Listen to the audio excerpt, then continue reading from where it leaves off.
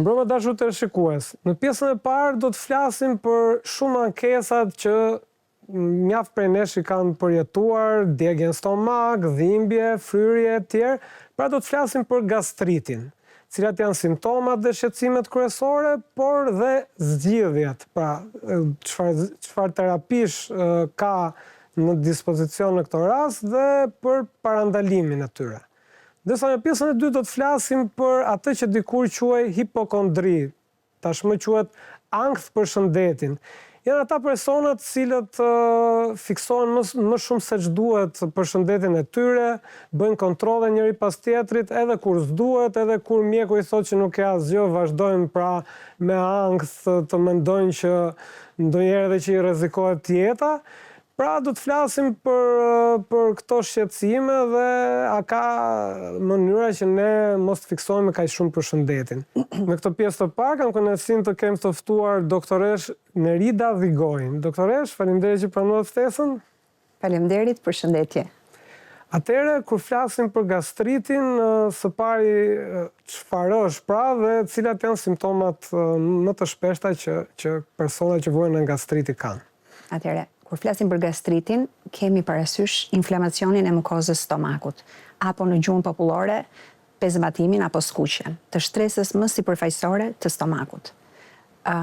Gastriti ka shumë shkaqe, por ndër kryesoret, sot është pjesa e infeksioneve, ku le të themi pjesën më të madhe, përqindjen më të madhe të shkaqeve e shkakton Helicobacter pylori dhe më tutje kemi gastritet nga shkaqe medikamentoze apo autoimune. Cilat janë simptomat ose shqetësimet kryesore që juve ju bëjnë pra të dini në përfundimin që ky person vuan nga gastriti? Gastriti në një pjesë të mirë të rasteve nuk ka fare simptoma, pra nuk shfaq simptoma. Në pjesën tjetër të rasteve, një përqindje e caktuar e pacientëve që shfaqin simptoma, ankohen më shumë për djegje, për dhimbje, për fryrje të barkut apo të stomakut, i referohen barkut sepse jo gjithmonë e din që është stomaku ai që po pson këtë fryrjen menjëherë sapo ushqen, apo edhe të përzierë apo të vjella. Kur flasim për shkaqet, Helicobacter pylori, çfarë është dhe është një nga shkaktarët kryesor? Atëherë, Helicobacter pylori ka më shumë se një dekadë që vijon të jetë shkaktari kryesor i gastritit, qoftë ati akut apo edhe ati kronik. Pra është një mikrob që mund ta marrim të gjithë dhe në çdo moment, sepse merret me ujin, merret me perimet, zerzavatet apo frutat e palara. Kur bëjmë dush, pra kur lahemi, sepse jo gjithmonë sistemi jon i ujësjellës kanalizime pra është ai ideali, se përderisa ne nuk kemi ujë në rubinetet tona që është i pishëm, gjithmonë krijohen problematika të tilla për infeksion. Po janë ato depozitat që kemi shpesh në pallate dhe zoti e di se ku janë pasuar herë të fundit. Është e vërtetë. Pra, Helicobacter pylori është një shkaktar kryesor, pra në mbi 60% të rasteve me gastrit qoftë akut edhe gastritet që kronicizohen. Po personat që ndoshta pinë më shumë se ç'duhet alkool, a kanë ndikim alkooli? Patjetër. Këto hyn tek faktorët e riskut. Pra, një njeri sado i shëndetshëm, që nuk ka vuajtur asnjëherë nga stomaku, në momentin që konsumon alkool në sasi të shtuar apo për një periudhë të gjatë, shoqëruar kjo edhe me duhanin apo përdorimin e kafeinës në kafe. Kryesisht, individët që pinë më shumë se 2 kafe, 3 kafe në ditë, rrisin mundësinë e aciditetit në stomak dhe përjedhoj krijimin e gastritit. Po stresi, sepse stresin ndoshta asnjëri prej nesh nuk është mang dot, po a ka një lidhje me stresit dhe gastritit? Në kohët e sotme patjetër që stresi është nga faktorët po aq të rëndësishëm sa edhe Helicobacter pylori. Dhe njerëzit që kanë strese në mënyrë të vazhdueshme. Pra strese që indikojnë cilësinë e jetës flasim, jo një stres i shkurtër për një problem që i jepet zgjidhje menjëherë. Njerëzit që psojnë trauma të mëdha në jetën e tyre, të çfarë do lloji arsyeje. këta njerëz kanë nivele të rritura të kortizolit përgjatë gjithë ditës. Dhe organizmi është në atë lloj situate fight or flight. Pra, lufto ose mbathja është në shqip. Pra, ndodhet një konfuzion, nuk di si të reagoj. Sepse gjithmonë kortizoli është në shifra të larta dhe praktikisht në momentet që kemi këto reagime që duhet të mbrohemi, sepse flight and fight është ideja që ne jemi të rrezikuar, jemi të riskuar. Kemi një problem jetë kërcënues, po.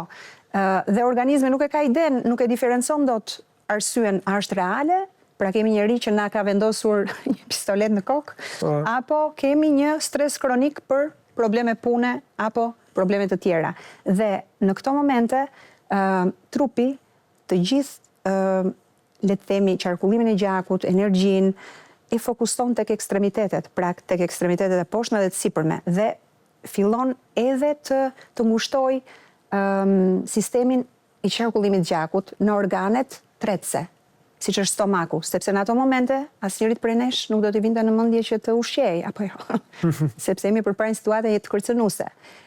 Po ashtu të supozuar. Truri nuk e diferencon dot prap, sado që është inteligjent nuk e diferencon dot. Dhe po ashtu sistemet të ndryshme hynë në lojë, pikërisht nga çlirimi i këtyre hormoneve të stresit, pra siç është kortizoli apo adrenalina apo histamina. Dhe nxitet dhe një prodhim i shtuar i aciditetit, i acidit kloridrik në stomak. Që këto të dyja bashk dhe me uljen e barierës mbrojtëse, sepse në këto momente dhe bariera mbrojtëse e stomakut, që është kryesisht përbëhet nga mukusi, nga bikarbonatet, nuk është në prodhimin e duhur, dhe prostaglandinat po ashtu nuk prodhohen siç duhen, atëherë kemi shumë faktor kërcënues dhe faktorët mbrojtës, cilët nuk janë në ekuilibër. Dhe shfaqen gastrite akute nga stresi, mund të zhvillohet edhe ulcer nga stresi. Pra një fazë më avancuar e gastritit. Se gastriti thamë është një inflamacion i mukozës, i pjesës sipërfaqësore të stomakut, por nëse ky inflamacion përfshin shtresat më të thella, mund të shkojmë në erozione, mund të shkojmë në ulcera, dhe nëse ulcerohen, ulcera është një gryerje e gjithë shtresave të stomakut, dhe nëse shkon edhe në pjesën e shtresës së fundit, që është seroza, atëherë ndodh dhe perforacioni, ose plasja e stomakut në gjuhën tonë, e cila është një urgjencë mjekësore pastaj. A ka të bëjë dieta shpesh e lidh pak edhe me stresin, pra personat që janë stresuar ndoshta mund të shmangin vakte, ose në ana tjetër e kundërta ushqejnë më shumë se ç'duhet. Dhe në përgjithësi se dietat e shumta kanë dalë në modë sot, personat që qëndrojnë me orë të tëra pa ngrënë, çfarë ndodh stomakut tyre dhe a mund të jetë një predispozit kjo për të zhvilluar një gastrit? Dieta është shumë e rëndësishme në shfaqjen e çdo lloji sëmundje që ne njohim deri më sot. Praktikisht, nëse një individ ushqet me ushqime të thata gjithkohës, që i vë fajin punës që është në lëvizje apo punës para kompjuterit, nuk ka mundësi të gatuaj apo të marrë një vakt të nxehtë, të gatuar në shtëpi, shtojmë këtu alkoolin, duhanin, përdorimin e tyre, pijet energjike, pijet lëngjet e frutave të konservuara me konservant, ndërkohë që pra zgjedhin të mos ushqehen me frutat e stinës që janë mrekulli, plot me minerale, nutrient, dhe zgjedhin një gjë të konservuar që mund të ketë vite aty në raftet e supermarketit. Të gjitha këto dhe vaktet orar pa orar apo vaktet e rënda vonë. Vonë flas mbas orës 8 darkës, ku trupi praktikisht organizmi merr shenja, sinjale që ne do jemi para gjumit.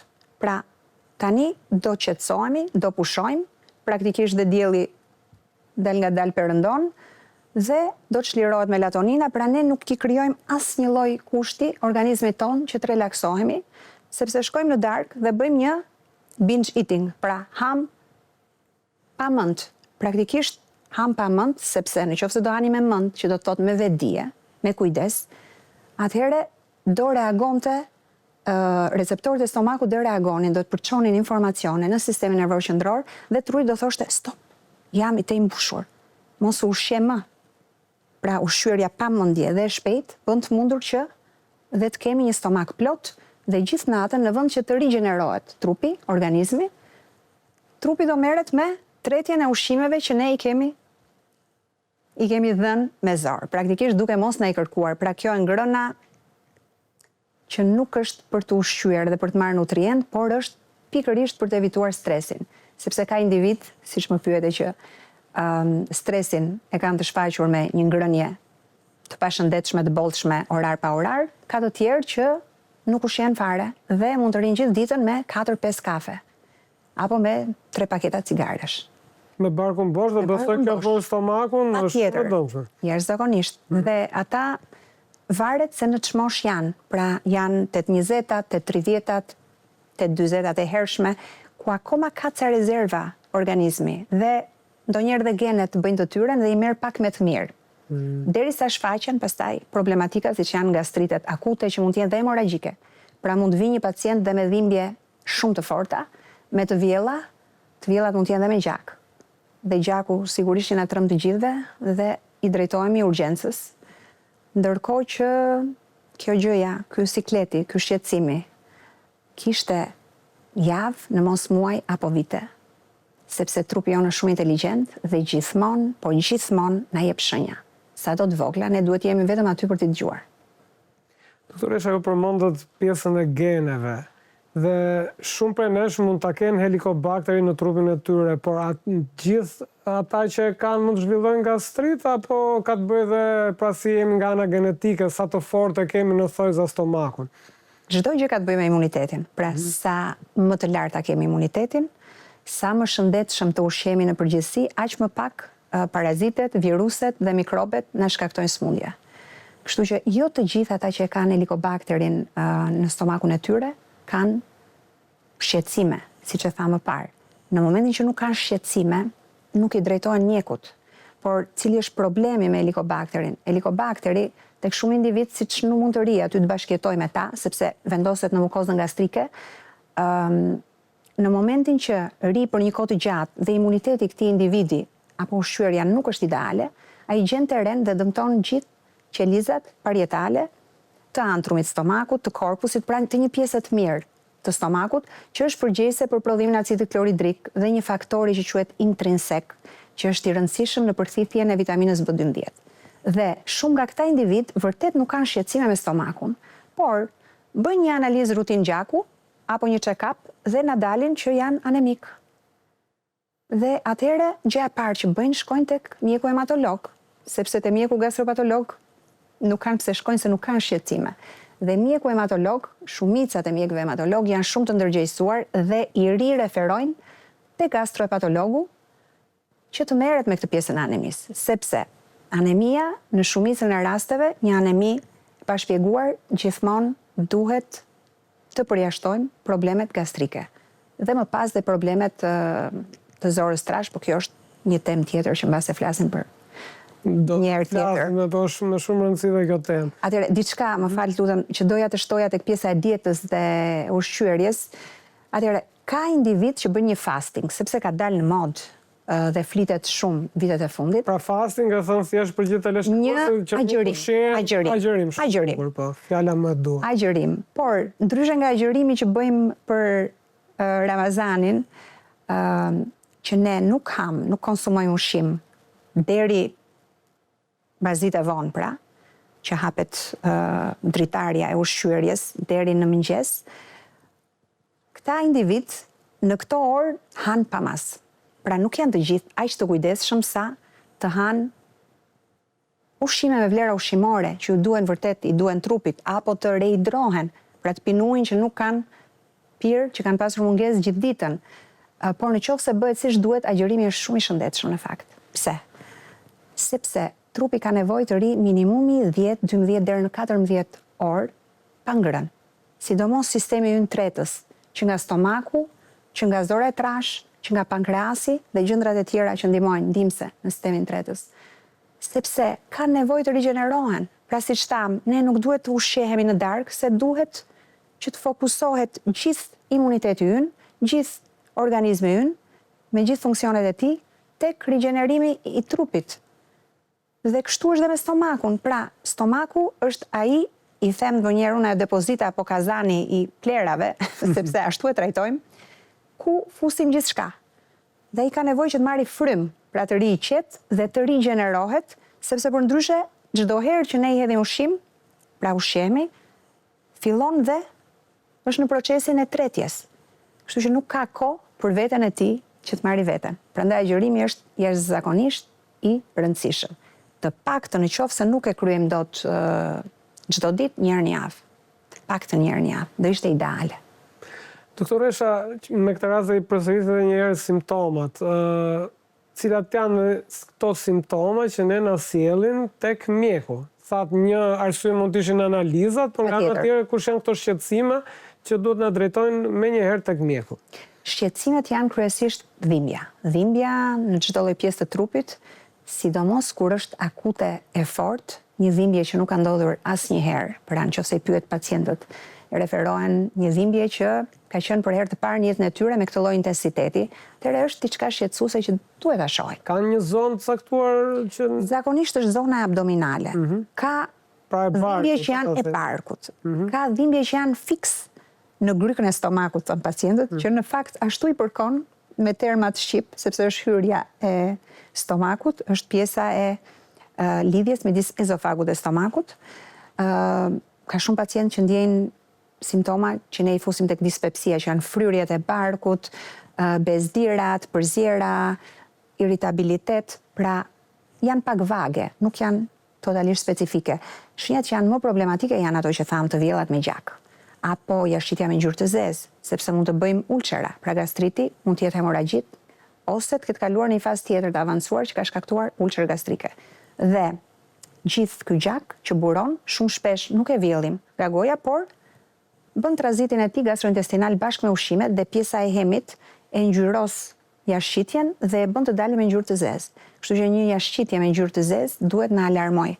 Dhe këshilla që i them ju jap të gjithëve dhe pacientëve të mi kur vinë të konsultohen, pasi i pyes çfarë ngjyre është jashtëqitja, thonë nuk e kam parë, nuk e kam iden. Pra ju lutem shihni jashtëqitjen tuaj, shihni urinën tuaj, siç shihni ushqimin, se dhe ushqimin kur e konsumojmë, shohim ekranin, shohim laptopin, iPadin, flasim me dikë, pra është një ardhmëvete dhe ngrëna. Dhe ushqimi, duhet krijojmë kontaktin me sy. Pra truri duhet shohë çka përpara, të përgatisi sistemin tretës se çfarë ushqimi do tresim, pastaj shija, përtypja me kujdes, me ngadalë, se ndonjëherë gastritet shfaqet edhe nga tek persona që ushqehen shpejt, nuk përtypen, pra gëlltisin në vend që të përtypen. Kështu që duhet japim rëndësinë dhe kohën e duhur ushqimit.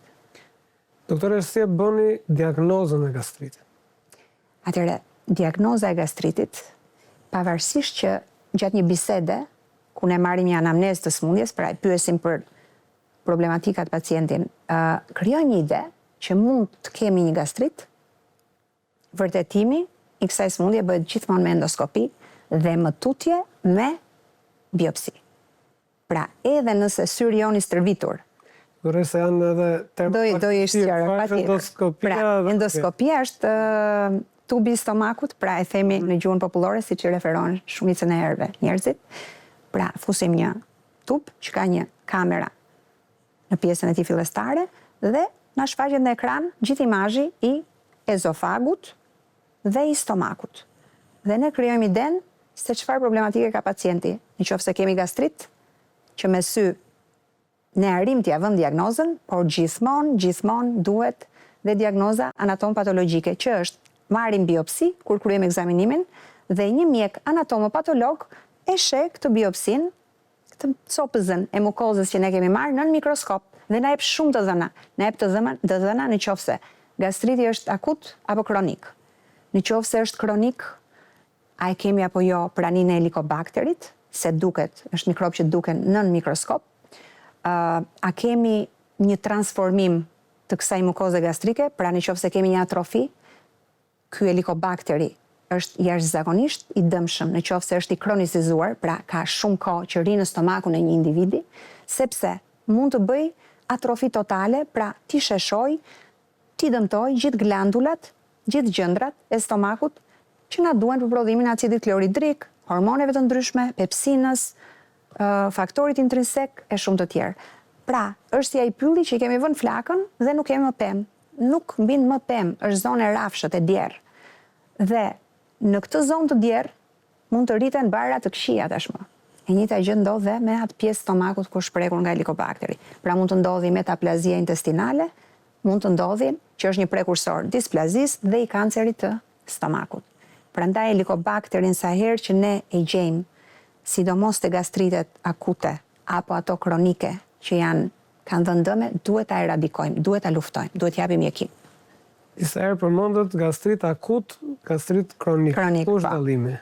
Atëre, dallimi është prap me mikroskop. Pra do bëjmë një gastroskopi, do marrim material, përveç kohës gjatjes që pacienti na referon që ka pak ditë apo javë, kjo është një edhën që na bën të mendojmë që është gastrit i kohëve të fundit, është akut, nuk është një gjë kronike. Këtu në këtë rast e përdorin atë tubin që përmendëm më përpara apo mjafton një anamnezë të përdorur? Për të vënë diagnozën e gastritit duhet patjetër të marrim biopsi dhe ta çojmë tek mjeku anatom patolog. Kështu që patjetër na duhet ta marrim. Po dallimi me kronik? Me kronikun është vetëm pjesa përveç kohës, është përgjigjja e mjekut anatom patolog. Pra ai na e vendos me të dhëna të caktuara. Pra, le të themi, ai do gjej në atë lamën e vet që ka hapur në mikroskop qeliza inflamatore që janë eutrofilet. Në rastin e gastritit akut. Dhe në rastin e gastritit kronik do gjej limfocite, eozinofile, qeliza plazmocitare.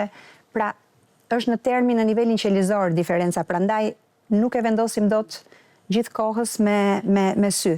Patjetër që në 90% të rasteve ne kemi atë nuhatjen klinike, le të themi, dhe patjetër që mund të shprehemi, por jo me siguri dhe na duhet gjithmonë backupi, pra mbështetja e mjekut anatom patolog. A ndikon në rezultatet e trajtimit nëse është një gastrit akut dhe një kronik? Patjetër që gastriti akut me që është faqur përgjatë një kohe të shkurtër, dhe kohën e rekuperimit e ka më të mirë dhe më të shpejt. Gastriti kronik shumë shpesh edhe mund të mos shërohet, se nga vetë fakti kronik termi, kronik do të thotë është kronicizuar, pra është një smundje kronike. Dhe në qoftë se ka arritur në pjesën e atrofisë, pra kemi një gastrit kronik atrofik, ajo pjesë e mukozës nuk rikuperohet më. Në shumë përqindje të rasteve, nuk rikuperohet më. Kështu që nuk është se dhe mund të shërohet, pra gastriti kronik atrofik apo displazia, metaplazia intestinale, që të gjitha këto i kemi të vendosura me mikroskop, pra, nga mjeku anatom patolog, janë prekursorët e një kanceri, që e tha më parë, dhe kujdesi këtu duhet në faktin që këta individ të kenë një dietë shumë të mirë, shumë rigoroze. Tani e tutje, se çka kanë bërë, dëmet janë bërë. Tani duhet të ndërgjegjësohen dhe të jenë shumë të kujdesshëm që të mos kenë, të mos përdorin as ushqime të dëmshme, por as veset, mos kenë veset tilla si duhani, alkooli, cilët janë faktor nxitës dhe e afrojnë shfaqjen e një smundje malinje. Prandaj këta individ rekomandohet që të bëjnë gastroskopi, pra tubin e stomakut, çdo 2-3 vjet, vetëm për kontroll. Tek pjesa e trajtimit mbetemi akoma. Tek pjesa e trajtimit praktikisht varet nga pra me barna. Me barna në përgjithësi, por gastritet akute që janë si pasojë e stresit, që janë si pasojë e alkoolit, e duhanit, e drograve, se kemi dhe gastrite që mund shfaqen nga gastrite kimike, i themi, që shfaqen nga përdorimi i kokainës për shembull. Apo i reflukseve biliare. Pra, faktorët janë nga më të ndryshmit. Prandaj, për të trajtuar një gastrit, duhet të dim mirë se cili është shkaktari, etiologjia. Dhe në qoftë se gastriti është shkaktuar nga barnat antiinflamatorë, për shembull, që njerëzit i marrin pa recetë në farmaci, më dhëm koka, do shkoj të marr një Advil, një ibuprofen, do marr një naproxen, një oki. Okit janë famshëm. Kështu që përdorimi i shpeshtë i tyre, sepse efektin e kanë shumë të mirë, shumë të shpejtë, qetësohen nga çdo lloj dhimbje dhe dëmet janë totalisht në stomak. Mund të jenë gastrite të lehta, gastrite hemoragjike apo edhe ulçera. Prandaj në këto raste në përgjithësi përdorim, përveç se shmangim, evitojmë faktorët që e kanë nxitur, iniciuar, filluar një gastrit, përdorim mbrojtësit e stomakut, sukralfate, përdorim PPI, frenuesit e pompës protonike që janë ata të famshëm. Keni dëgjuar besoj omeprazolin, pantoprazolin, ezomeprazolin, pra kanë emra të ndryshëm dhe mjeku i jep sipas pacientit, sipas nevojat të tij, duke marrë në konsiderat një anamnezë të mirë. Pra nga filloi gastriti, çfarë vesesh ka ky individ, çfarë sëmundje shoqëruese, çfarë diete duhet ndjekje më pas. Pra ndala ka gjatë të këto të tjerat, sepse mjekimi është gjëja e fundit. Pra mjekimi është i mirë dhe është i sakt në qoftë se ne jemi shumë të ndërgjegjësuar që tani e tutje, nga momenti që bëjmë takimin me mjekun dhe e marrim vesh që kemi gastrit çfarë do lloji, ne të ushqemi më mirë dhe ta duam veten pak më shumë dhe stomakun pak më shumë. Dhe tek pjesa ushqimit besoj shumë teleshikues janë kurioz të dinë se çfarë dietash ju i këshilloni atyre që vuajnë nga gastriti. Duhet të evitojnë ushqimet pikante, sepse kemi një stomak që është në flak, praktikisht, është i pezmatuar, është i skuqur. Pra aciditet kemi boll aty, sidomos në gastritet akute, edhe gastritet kronike në fillimet e tyre, ato jo atrofike. Ushqimet që janë të rënda, yndyrore, sepse duan shumë punë, pra një stomak i smur. Imagjinoni ju, apo unë, një ditë që jam e lodhur, jam e grip, duhet të shoh 20 pacient mbrapa dere. Nuk kam fuqi. E njëjta gjë është dhe me stomakun. Kështu që do ham vakte të lehta, të distancuara në kohë, midis njëri tjetrit, të vogla, jo shumë kalorike, mundësisht tek mishi i bardh, mishi i pulës, peshku, perime zarzavate të zjera, fure, jo ushqime pikante, jo kafein, jo çokollatë, jo alkool. Kosi është i mirë, kefiri, që janë dhe te probiotikët që edhe ndihmojnë pjesën e stomakut të rigjenerohet, e marrin me të mirë. Pra perime, fruta, zarzavate. Shmangim agrumet që janë mandarina, portokalle, sepse janë pak acide dhe domaten, dhe të gjithë të tjerat janë të shëndetshme. Pra evitojmë shumë pak ushqime. Thjesht do t'i marrin të sakta, të lara mirë, të zgjera, apo në furrë, dhe vaktet vogla. Doktoresh, ishte kënaqësi të kishim sot në studio dhe ju mirpresim në intervista ta. Gjithashtu, me shumë dëshirë. Faleminderit ju. Dashur teleshikues, do bëjmë një shkëputje të shkurtër publicitare, na ndiqni vetëm pas pak do të flasim për frikën me tepri që disa prej nesh kanë për sëmundjet. Është një temë mjaft e veçantë dhe me interes, ndaj ju ftoj ta ndiqni vetëm pas pak.